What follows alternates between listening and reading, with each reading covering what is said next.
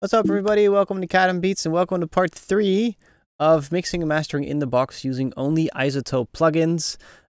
Great fun. I've been working with Dara, and this little intro so I can give you a nice little before and after. So let's get into the before and after. I'm going to put a different part of the song now, right over here, and then you can listen to the before and after this part. And yeah, let's have a listen. So before it sounded like this.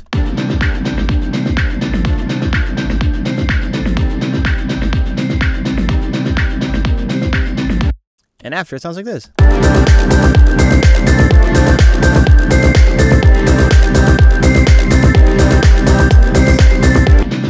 Four.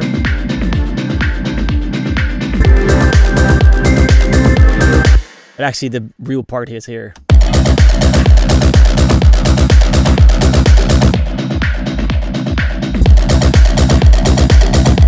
Fucking love it.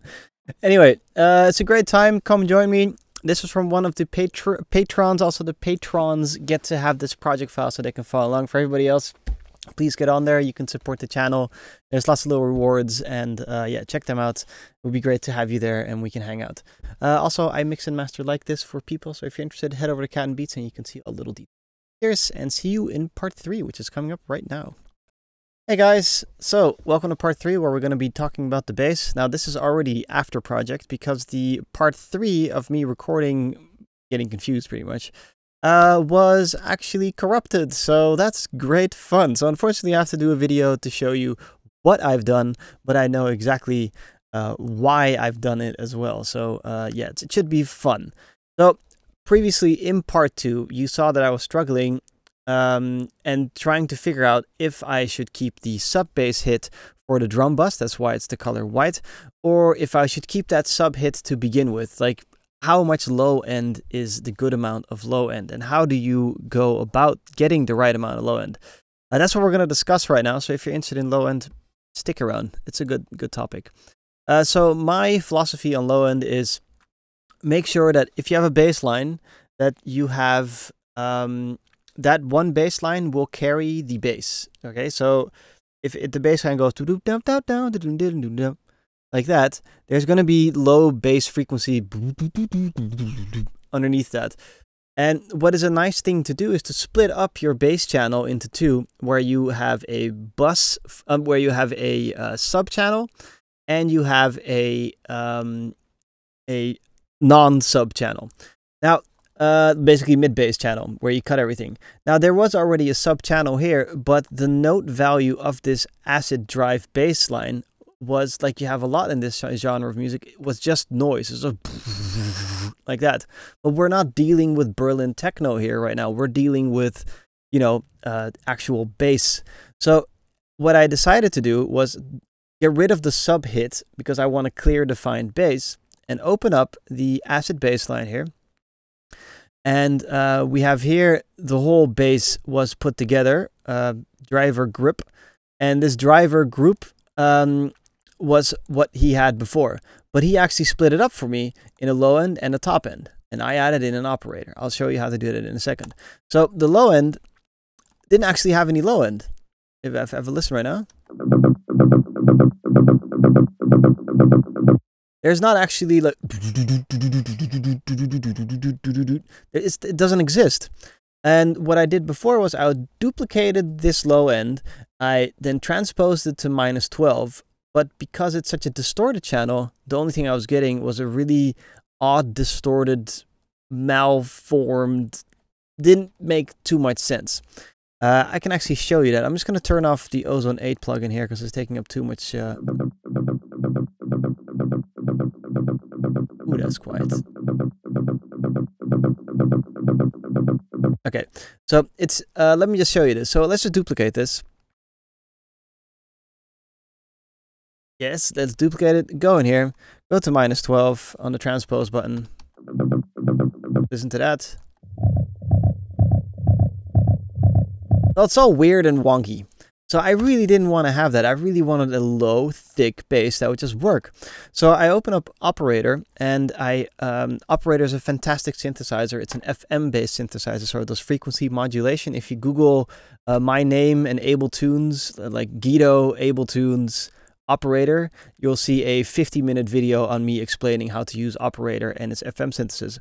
Anyway, really simply put, you basically have one oscillator, which is going to be your sine wave, and then you have another oscillator feeding into your into the sine wave, which can create top end. So before, after. And I just want that tiny little top end buzz, because when you have that top end buzz, it for small little shitty speakers, you can get this intense amount of bass, even though the computer won't be able, or the speakers won't be able to produce that much bass. It will still feel like, wow, my speakers are distorting. The bass is so heavy. Now that's what I was trying to go for. You can also make this operator, instead of going like, you can also pretend that it's blowing out wind, so it goes, which is a nice thing, because most speakers, when you turn them up really loud, and if you have like front ported speakers, you get blasted in your face with air. Anyway, together, it sounds like this.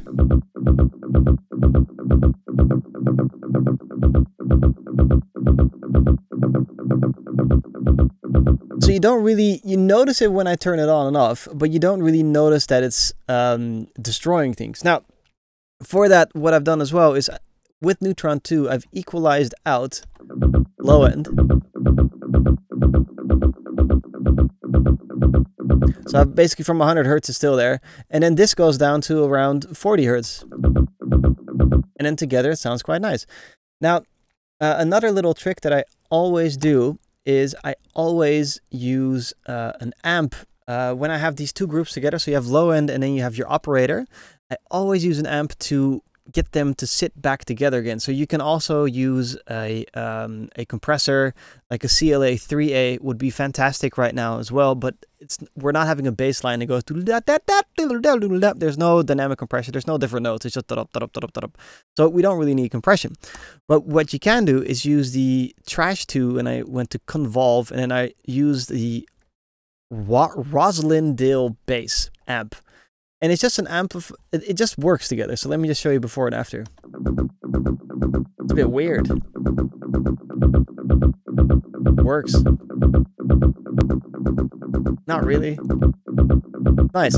So there's a whole bunch of amplifiers in here, and Trash 2, you can use it to do really advanced things, but I just don't need advancedness and things right now. I just need a good amount of oomph in this bass.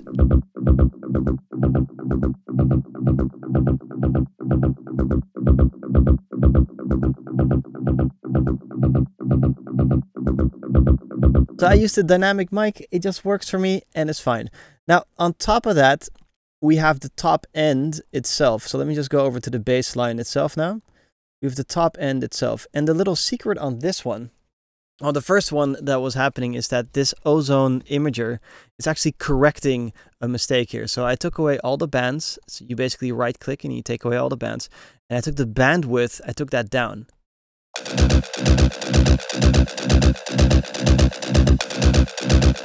So when you have the bandwidth, when you have this off, you can see over here on the vector scope that this top end bassline, let's just solo that just by itself.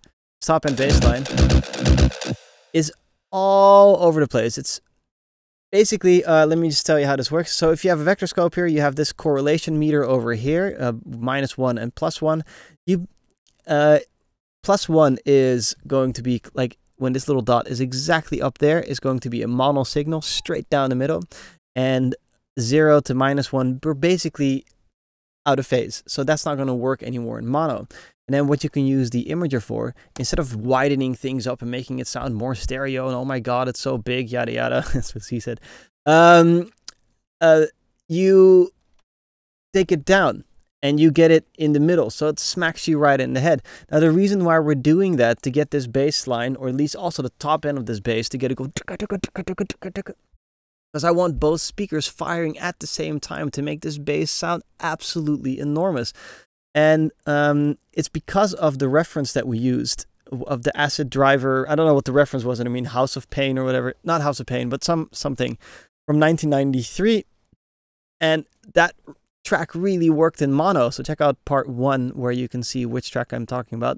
That track really worked in mono, so I really want to make sure that when you press mono on this song, it's going to be like baka baka baka baka baka baka, and not like, where did the bass go?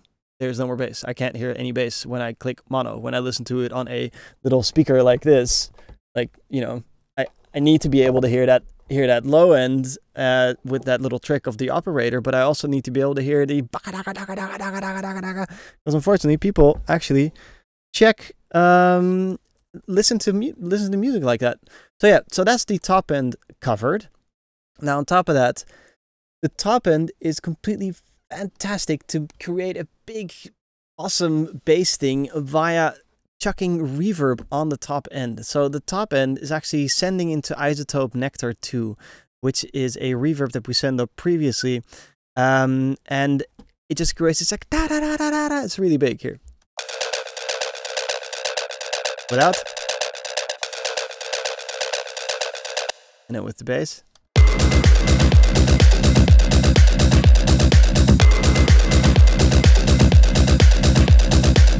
You get that like dome experience, like you're in a rave. Now I tend to always, like most clients, the one thing that I always get back, if I get anything back from a client that I've worked with, they always say a little bit too much on the reverb. I like reverb because this area, I mean, where I'm sitting is very, very dead. So then I can hear it just sounds like I'm already in the space. But yeah, so some people really like that. Some people like that a little bit less, but I really, really like having a little bit of extra reverb. If you want a little bit less reverb and you're one of the patrons, just click on -10 on this.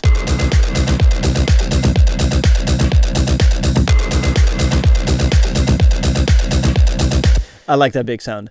Now on top of that, we are doing some harmonics. So there's a harmonic compression. Actually, I'm going to be talking about that later on. So let's just forget about that for now. Is that it for the bass? No, the next part is how do you set the bass? So I'm just going to turn these things off for a second. How do you set the bass volume underneath the track? Because a lot of people either have way too much bass or way too little bass. It's quite easy. You first set up your low end, which is actually mid. And this is your sub. What you do is this. So you play back, you've mixed everything like this. And the only thing you do now is you turn off your sub bass and you slowly add it in until the track sounds nice and warm again.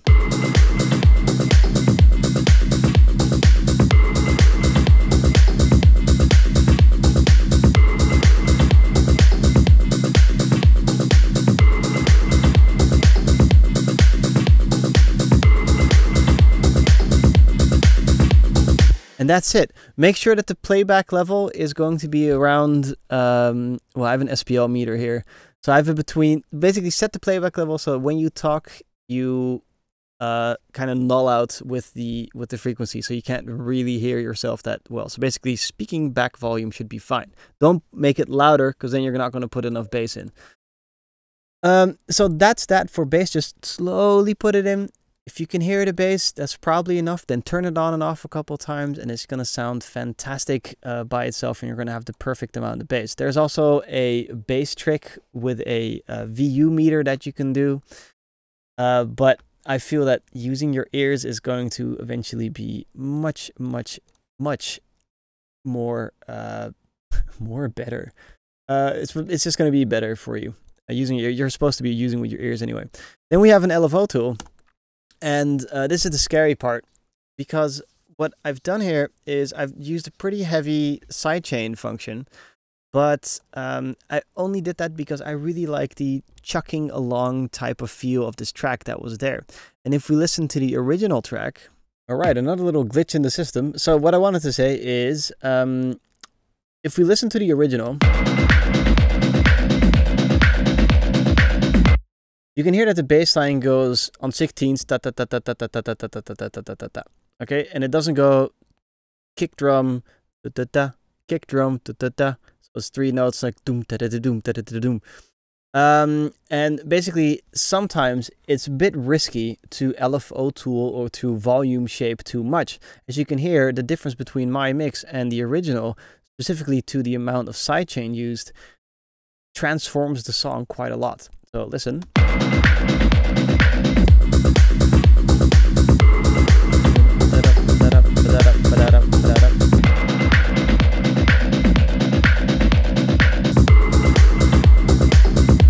So sometimes that's too much. Fortunately enough, Dara likes it, so that's fantastic.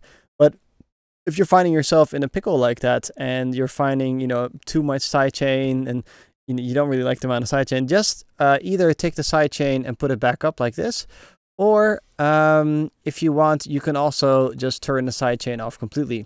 I do, however, suggest that you keep the sidechain on the low amount of bass that you have. So for me, the sub bass here, because you want it out of the way of the kick drum. And what you can also do is you can do multi-band sidechaining, where you only sidechain the low end to begin with. So it's basically the same thing, but in a different name. So that's it for today. I hope you've enjoyed yourself. In next week's session, we're gonna go over the harmony bus and the effects bus, which has actually disappeared. So you'll find out why I did that and how I put everything back into different places. Again, if you're on Patreon, you can download this whole project file and follow along as you go, and mix it yourself as well. It should be good fun. And yeah, if you want to go on Patreon, help support the channel, that'd be great. If you need me to mix and master your files, just contact me via catandbeats@gmail.com. Go to catandbeats.com to see the details there and how that works. Much love, take care, and have a good Thursday. Bye-bye.